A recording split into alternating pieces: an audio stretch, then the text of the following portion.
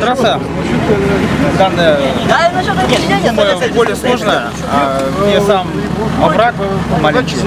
Там думаю, что возможно, что попотеем. Думаю, что проедем спокойно.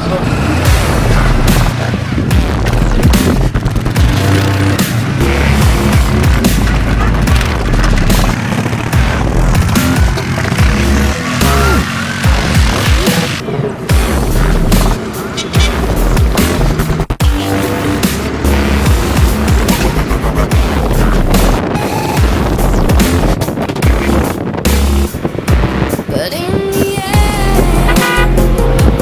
feeling so many things. Want to be sure, but caring I want some more.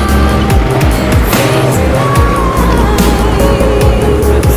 and some pleasures that I lost tonight will feel satisfied. That I left all past behind.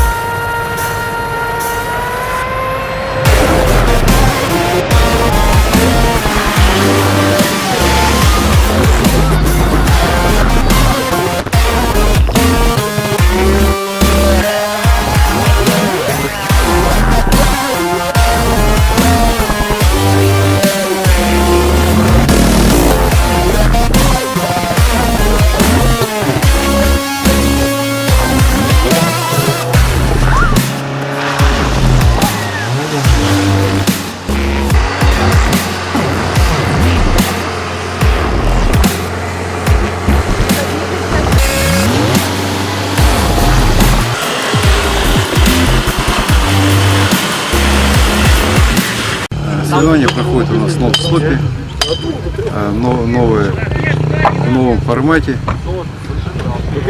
Один старт, один финиш. Первый этап проходит спринт, второй этап GPS-ориентирование, третий этап трофи.